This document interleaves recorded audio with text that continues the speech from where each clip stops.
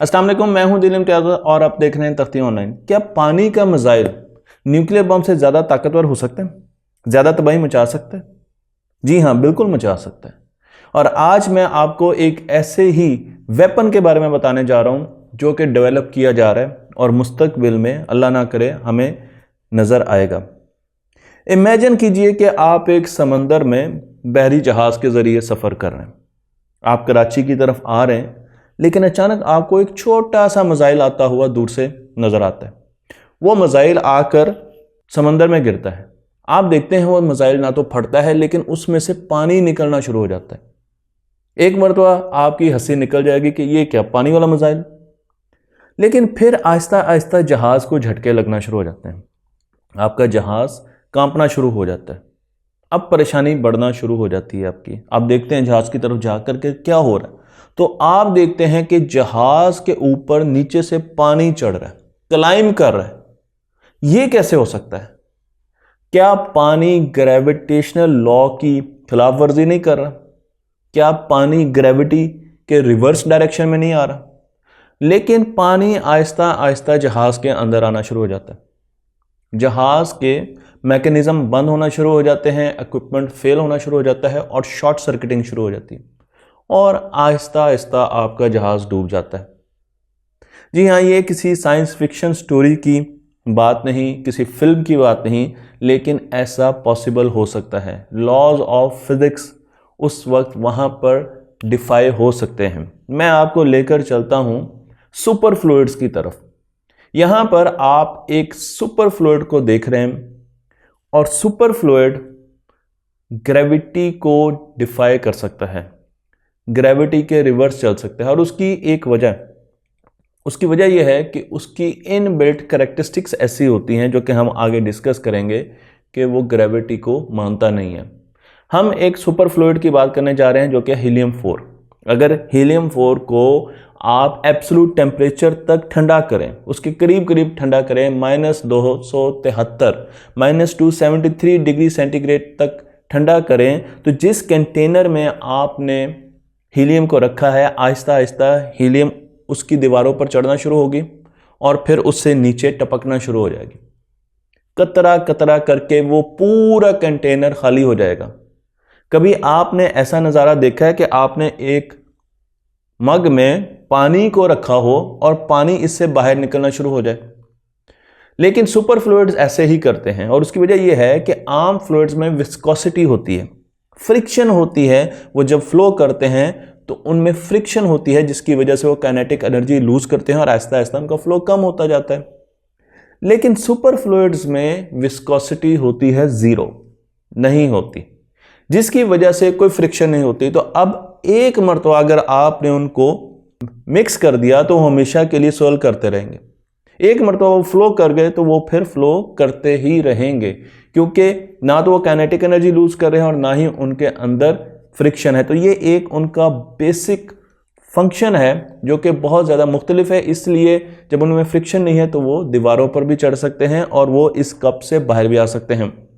क्या पानी को सुपर फ्लूइड बनाया जा सकता है? जी, बनाया जा सकता है। इसका एक मुश्किल तरीका तो ये है जो मैं अभी आपको बताने जा रहा हूँ कि आप इसको भी फ्रीज करना शुरू कर दें, क्योंकि हमने देखा था कि हीलियम को जब -273 डिग्री सेंटीग्रेड तक लेके गए तो उसने सुपर फ्लूइड की प्रॉपर्टीज एग्जिबिट करना, दिखाना शुरू कर दी। लेकिन पानी का मसला ये है कि पानी तो पहले ही फ्रीज हो जाता है। हीलियम फ्रीज नहीं हुई थी, लिक्विड फॉर्म में रही थी। तो अब पानी को कैसे सुपर फ्लूइड बना जा सकता है जबकि वो फ्लूइड ही नहीं रहा? तो इसके लिए ज़रूरी है कि हम उसका लैम्डा पॉइंट आहिस्ता आहिस्ता ऊपर लेके आएँ और रूम टेम्परेचर पर अगर हम उसका लैम्डा पॉइंट ले आते हैं तो इसका मतलब यह है कि अब वो रूम टेम्परेचर पर सुपर फ्लूइड बन सकता है। और अगर वो रूम टेम्परेचर पर सुपर फ्लूइड बन सकता है तो वो हमारे लिए बहुत ही ज़्यादा ख़तरनाक हो सकता है और इसीलिए इस पर रिसर्च की जा रही है।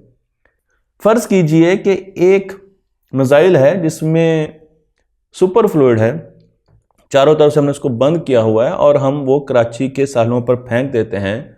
तो अब अगर वो एक थिन फिल्म बनाता है जो कि सिर्फ 39 नैनोमीटर की, तो वो सुपर फ्लूइड आहिस्ता आहिस्ता हर तरफ फैलना शुरू कर देगा। वो कराची की तरफ भी आएगा, वो दूसरी तरफ भी जाएगा। उसने हर तरफ फ्लो करना है। अब आहिस्ता आहिस्ता कराची के लोगों को ह्यूमिडिटी ज़्यादा महसूस होना शुरू होगी, उनको लगेगा चीज़ों नमी बहुत है, वो जिस चीज़ को हाथ लगाएंगे वो चीज़ उन्हें गीली मिलेगी। वो इस माउस को पकड़ेंगे तो ये माउस गीला मिलेगा, ये कप भी गीला मिलेगा, मोबाइल फ़ोन भी गीला मिलेगा। वो जब किसी बिल्डिंग की तरफ देखेंगे तो देखेंगे कि दीवारों से आहिस्ता आहिस्ता पानी ऊपर की तरफ ट्रैवल कर रहा है। अब ये एक बहुत ही ख़तरनाक चीज़ है। और उसके साथ साथ वो एक और चीज़ भी देखेंगे कि एक तो पानी ट्रैवल कर रहा है और दूसरा ये कि किसी हल्के से क्रैक में भी पानी फ़ौरन घुस जाता है और अंदर की तरफ मूव कर जाता है।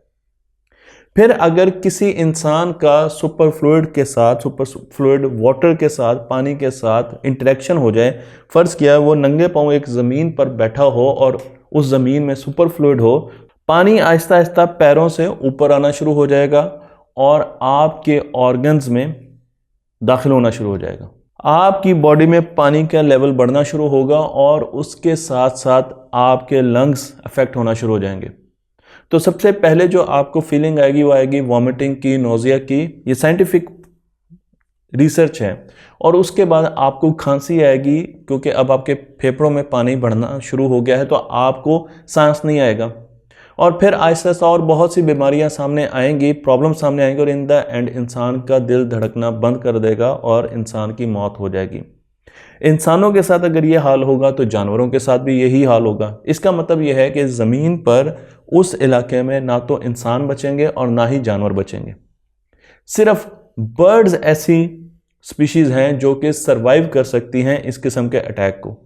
अगर आप उस इलाके से निकलना चाह रहे हैं तो अब आपको गाड़ी की ज़रूरत है, ट्रेन की ज़रूरत है, बस की ज़रूरत है।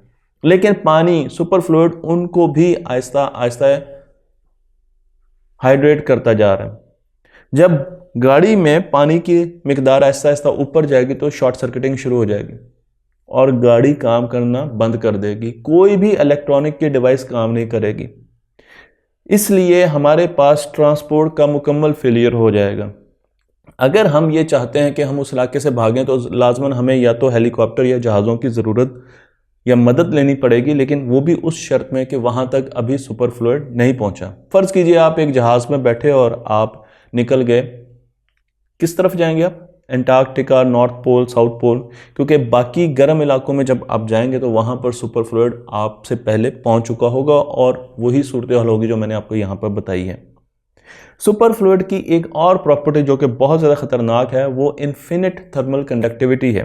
इसका मतलब यह है कि अगर एक पानी, सुपर फ्लूइड पानी यहाँ पर मौजूद है और उसकी एक तरफ लावा है तो दूसरी तरफ जहाँ तक वो पानी जाता है वहाँ तक लावा का टेम्परेचर ही पहुँचेगा, बीच में किसी किस्म के हीट लॉसेस नहीं होंगे। अगर ऐसा सुपर फ्लूइड लावा के पास पहुंच जाता है या गर्म चीज़ों के पास पहुंच जाता है, मसलन किसी वॉल्केनिक एक्टिविटी वाले इलाके में दाखिल हो जाता है, तो वो पानी लावा की शिद्दत और उसकी हिद्दत को अपने अंदर समोएगा और दूर दूर तक ले जाएगा। अब ज़मीन के टेम्परेचर बढ़ना शुरू हो जाएंगे और ग्लोबल वार्मिंग का रेट तेज़ी से ज़्यादा होना शुरू हो जाएगा। ग्लेशियर्स पिघलना शुरू हो जाएंगे और समंदरों के लेवल्स आहिस्ता आहिस्ता ऊपर आना शुरू हो जाएंगे और ज़मीन पर इंसानों का रहना महाल हो जाएगा। तो फिर ऐसे अटैक से बचने का तरीका क्या है? एक तो ये है कि ये अटैक बहुत ही ख़तरनाक होगा, लेकिन इस अटैक से बचने का तरीका हमें मिलता है गेको से, यानी छिपकली से। गेको को अगर आप देखें तो वो किसी भी दीवार पर, इवन ग्लास पर भी आराम से चढ़ जाती है और उसकी वजह यह है कि उसके पंजों में स्केल्स होते हैं जो कि मैंने आपको यहाँ पर माइक्रोस्कोप के ज़रिए दिखाएं तो आपको वो बड़े बड़े हेयर्स नज़र आ रहे हैं, बाल नज़र आ रहे हैं।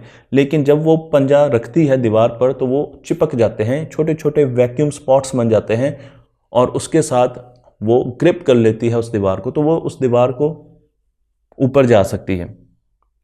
लेकिन अगर गेको हर किस्म की सरफेस पर जा सकती है तो वो कौन सी सरफेस ऐसी है जिस पर गेको नहीं जा सकती? तो वो सरफेस है टेफ्लॉन की सरफेस। अगर आप टेफ्लॉन की दीवार बनाएं तो इस पर गेको क्लाइम नहीं कर सकेगी। इसीलिए इंसान अब इस चीज़ पर रिसर्च कर रहा है कि इस दीवार पर अगर ये छिपकली ट्रैवल नहीं कर सकती तो फिर क्या सुपर फ्लूइड उस पर ट्रैवल कर सकेगा, उस पर चढ़ सकेगा, क्लाइम कर सकेगा?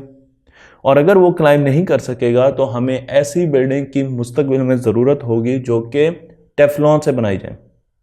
और टेफ्लॉन से बनाई हुई चीज़ों को, क्योंकि इंडस्ट्री में टेफ्लॉन पर पहले ही बहुत ज़्यादा काम हो रहा है, हम ठंडे इलाकों में लेके जाएंगे, वहाँ पर अपने घर बनाएंगे, क्योंकि वहाँ पर पानी वैसे ही फ्रीज़ होता है। बहुत कम चांसेस हैं कि सुपर फ्लूइड वहाँ तक पहुँचे और फिर उसके साथ साथ हमें और भी प्रॉब्लम्स आएंगे, क्योंकि खाने पीने के लिए क्या होगा, सारे जानवर तो मर चुके हैं, हमारे पास परिंदे होंगे और प्लांट्स भी ज़िंदा नहीं रहेंगे, क्योंकि प्लांट्स में भी ओवर हाइड्रेशन की वजह से, ज़्यादा पानी की वजह से पौधे आहिस्ता आहिस्ता ख़त्म होना शुरू हो जाएंगे। तो सुपर फ्लूइड अब बनाए कैसे जा सकते हैं, क्योंकि हमने इतनी ज़्यादा तबाही तो मचा दी दुनिया में, लेकिन आपका सवाल ये होगा कि क्या ये पॉसिबल भी है कि हम सुपर फ्लूइड बना सकें।